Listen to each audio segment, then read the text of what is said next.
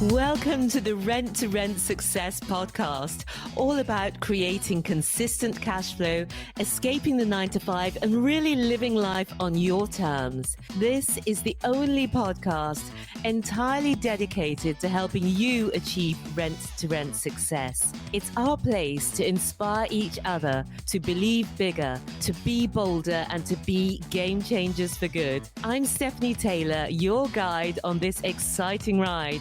Let's start up the engines and get ready to fly. Hello, and welcome to episode 3 of the Rent to Rent Success podcast. And today we're talking about buying property with no money down. And I know you're going to love this episode because it's just such a sexy idea to be able to own assets, create long-term wealth without investing any of your own money. I'm going to explain how creative property strategies helped us buy properties too. First of all, let me take a moment just to thank you all for your support in starting this podcast. Your messages, reviews, and ratings have really encouraged me, and I want to let you know how grateful I am. And for those of you who haven't subscribed or reviewed yet, please do go into wherever you listen to the podcast and review them. It really does mean the world to us, and it helps other people find us too. So back to today, buying properties with no money down. Let's dive in, because no money down, it's seductive. We're all in love with the idea that you can generate cash flow or build wealth starting from nothing, and you can do it without any of your own money. But you will need one thing that you often won't have at the start, but you can build it up. You will need lots of resourcefulness, buckets of it, whether it's your time, whether it's your knowledge, whether it's your money, because money will always be needed. Sometimes it's yours and sometimes it'll be other people's. So some people don't like the phrase no money down for that reason, because resources are always needed, money is always needed. But we kind of know what no money down means. It doesn't mean no money. It means using other people's money. So before we go any further, I want to explain the two main creative strategies, the ways that you can buy properties without a mortgage or without paying in full in cash for them. And the two main ones are lease options, where you sign a contract that contracts you and gives you an option to buy a property at an agreed date for an agreed price. So the important word there is that you have the option to buy. At the end of the contract, you don't have to buy it. You can choose to buy it or you can choose not to buy it. And as I was saying earlier, a lease option means that you don't need to take out a mortgage or find that big deposit immediately. You can pay a very small amount and you can buy the property over time.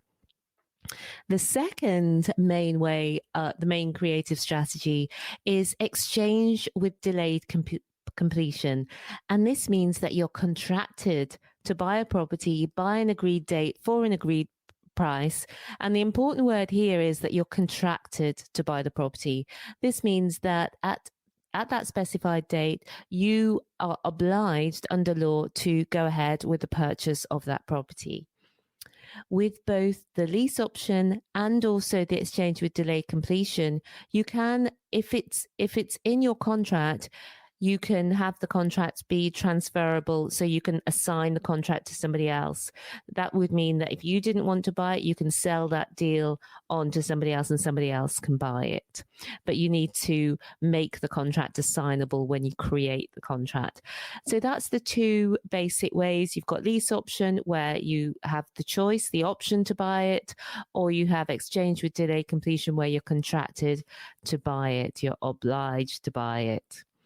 So the idea that a property owner would want to sell their property and not receive all the money, but instead get paid over time is confusing to most people. And it was definitely confusing to me. I had both eyebrows raised when I heard about it. I really did not believe that this was a thing that was true until we've done it. So I want to start off with a real life example so that you can sort of see how this works.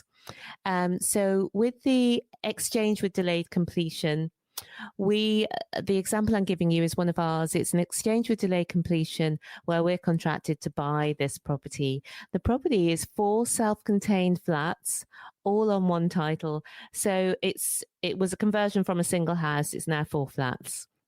And I'm going to give you a summary of the figures, but if you prefer to see them written down, some people do, then check out the podcast show notes for this show, which are on our website, rent2rentsuccess.com. That's rent2rentsuccess.com/3.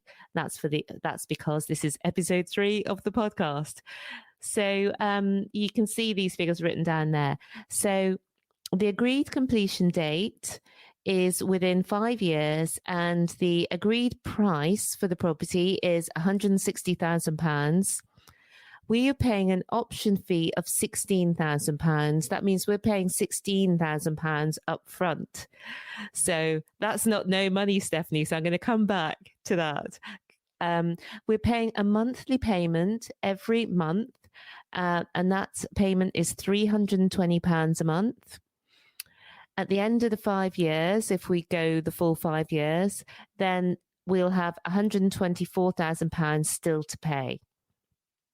So the monthly income when we rent the property out is £2,200 a month. And you know from previous episodes that I like to also talk about how much is it over a year and over 5 years.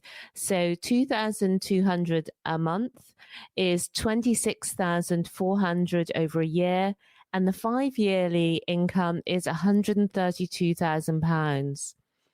And then the monthly cash flow, this is the profit after we've paid the costs of running the property and taken the £320 out as well. It's £1,660 a month, £19,920 a year, and £99,600 over the 5 years. So just under £100,000 over the 5 years in profit from this property. So it's just an amazing deal. So what's happening in this deal? Let me explain that part to you. Essentially, what this means is that we're paying for this property over time. And during that time, we're not paying any rent. So at the beginning, we don't pay a 30% deposit, which would be typical for a buy-to-let mortgage. And that would be around £48,000 because the property is £160,000. So £48,000 is 30% of that. So we don't pay that. And the astute among you will have noticed that £16,000 is not no money down. It's £16,000. So you can also do deals of this type, like lease options or exchange with delayed completion, where you only actually pay £1 up front. It's whatever is agreeable between you and the seller. So it could be £1, it could be £10, it can be whatever, as I say, you agree. So in this case, it's £16,000 rather than £48,000. And this is where that resourcefulness I mentioned comes in, because there are lots of ways to raise money. Have you ever had the feeling of wanting more? I have. Raw cashew nuts, cute dash hound photos, and Susie Q all do it for me. And you're listening here. You're loving it. Okay, I'm guessing here. You want to take things to the next level? Okay, I'm an optimist.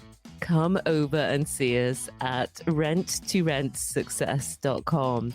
That's rentsuccess.com, and get to see us in person. We've got a lot of juicy rents to rent goodness going on over there. Videos, blogs, free training and guides. I know you're going to love it. So check it out at renttoRentSuccess.com. I'm going to focus in another episode on how all the different ways that you can begin to either make more money and also attract more money for investment. But for now, I just want to give you some ideas. When you start thinking creatively and resourcefully, and you ask yourself great questions like, how could I, or who do I know who could help with this? Who do I know who's done this, who could help me? And so things like you could take cash flow from your business. So if you run a rent to rent business like we do, you've got cash flow from that. You could use that towards this. You could borrow from the bank, perhaps taking an overdraft. You could, if you've released equity from your home, you could use that. If you have family and friends who are complaining about negative interest rates, which were talked about in the media recently, or what about if you raised half of the money and a family or a friend or family member raised the other half and you did it together? So we live in one of the richest countries in the world. So resources aren't the problem, but sometimes we don't have the resourcefulness, and it's something that we can all improve upon. We can make ourselves more attractive for investors. The more you do it, the more you can do it and the more funds you can raise. 5 years ago, when I was working at the bank, I would never have thought that we would have £16,000 to be able to buy a property in this way. I didn't even know that you could buy properties in this way. So it's definitely a journey, and I'm sure that in the future we're going to raise a lot more money than we feel comfortable with right now. So it's a journey. And then the next thing that people say to me, and what I thought myself is, but Steph, no property owner would do that. Come on. Why would they take on to not get paid straight away? And the thing is, property owners do this. We're not the only people to have done an exchange with delayed completion or release option. So let me tell you about this couple. The circumstances for the couple are that they have a portfolio of properties. They're approaching retirement and they wanting to sell off their properties on a schedule. So they're not selling them all in one tax year. And they didn't want the hassle of going on the market and so on. And they were fair, and we were able to agree a price which was good for us as the buyers, and it's also good for them as the sellers. And it means that they didn't have to put it on the market. They don't have sellers' fees. They don't have hassle. They don't have viewings. So it just worked for both sides. And the next thing is the monthly payment that we're paying them is taken off the purchase price. So essentially it means we don't pay rent. So the monthly payment, why is it so low, only £320? Well, it's because the seller set the monthly price. I mean, we would have probably chosen something higher, just thinking that that's what they would have gone for. But we asked them how much they would like us to pay each month until we complete on the property, and they said £320, and that obviously suited us fine. But I don't know why they chose that amount, but that suited them, and obviously it really worked well for us as well. So one thing about this is that we want everyone we work with to be absolutely delighted that they're working with us.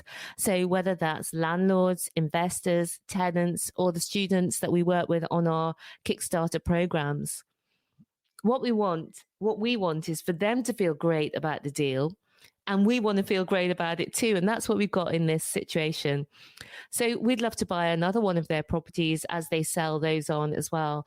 So for us, it's not about having a transaction where you milk everything out of a deal and leave nothing in it for the other side. It's more about having that ongoing relationship where it's a great deal for both sides, and you're just really happy to be working together, and you'd want to work together again, because relationships are much more valuable in every sense of the word, because you can't put a price on feeling good about what it is that you do, what it is that you stand for, and, you know, your reputation. Hey there. Are you curious about making money from properties you don't own? Watch your free Rent to Rent Success Masterclass and get the full lowdown on Rent to Rent with me. Get started at rent2rentsuccess.com/guide. That's rentsuccess.com/guide. You'll learn more about Rent to Rent and how it can change your life. Okay, now let's get back to the show.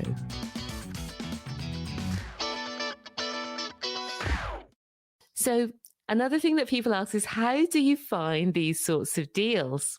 Well, so let me talk about this particular example, was that they found us. So we'd been sending them our rent to rent HMO landlord letters since we started in 2016. This deal was signed early 2020. So they've been receiving these letters on and off for a few years. So they knew who we were. They'd heard about us from other people as well. So when they came to sell, they already knew us. They'd heard about our work and they got in touch with us. So I really encourage you to send letters to your HMO landlords. It's such a phenomenal strategy.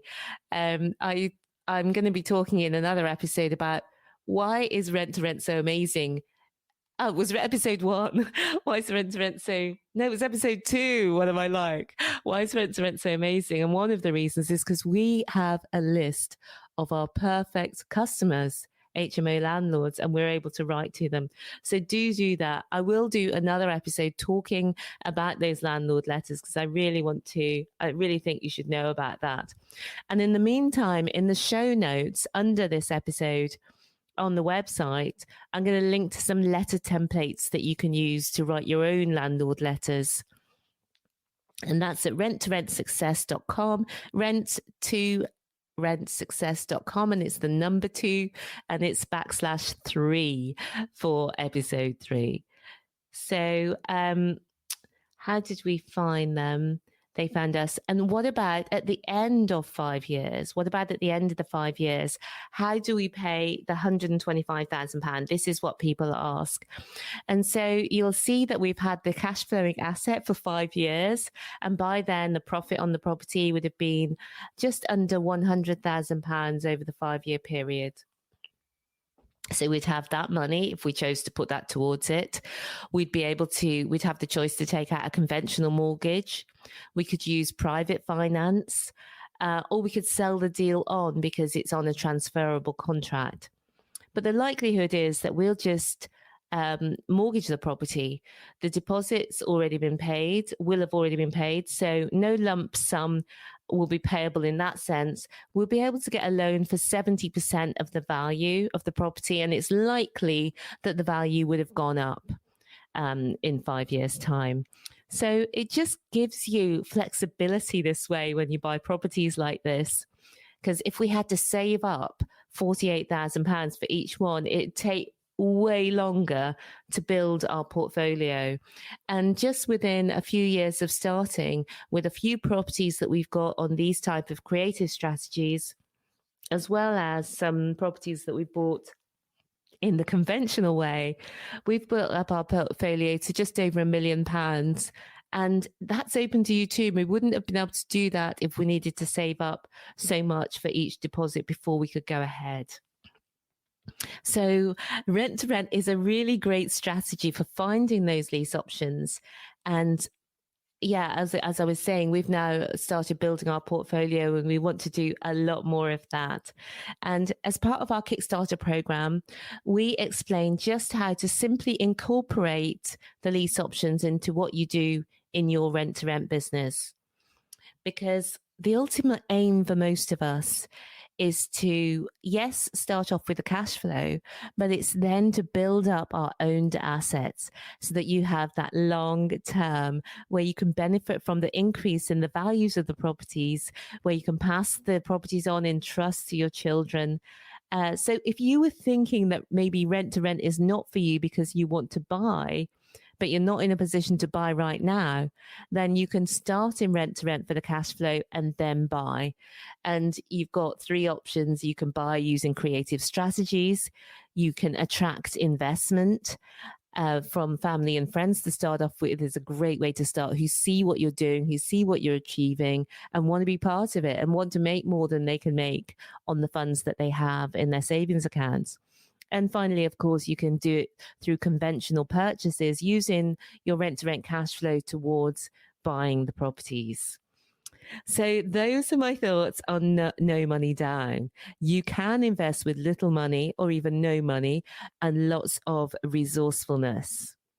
So people pay a lot of money for lease options training, but what's important to understand is the basic options that you can offer somebody are really simple to understand. And then a solicitor will do the work of turning your agreement into a legal contract. And, even I even talk about rent to rent, never mind lease options. Most people just can't believe that rent to rent is a legit business model. Because when I first heard about it, I thought, well, surely if this rent to rent malarkey is legal, then everybody would be doing it. Closely followed by thoughts of, why have I never heard of this? And it's the question that I'm often asked, which is this legal? Or this is illegal. People are quite adamant that it's illegal, which takes us on to next week's episode, which is this legal? It's almost like I planned this. So that's it for this week, guys. I hope you've been enjoying this. And if you have, please subscribe, rate, and review the podcast. As I said, it really does mean a lot to us. I read all the reviews, and it helps Apple to know that this is a good podcast. So until next week, have a great rest of the week. And remember, believe bigger, be bolder, and be a game changer. I'll see you soon. Bye for now. Thank you so much for listening. If you like the links for anything mentioned in today's episode, or if voice is not enough and you want to see us on video too, you can find all the show notes and lots more at renttoRentSuccess.com. That's rent number 2, rentsuccess.com. If you've enjoyed today's episode, we'd super appreciate it if you would take a few minutes to review it in your podcast app. Remember, we'll be donating to our B1G1 charities too for each review you give. Until then, believe bigger, be bolder, be a game changer.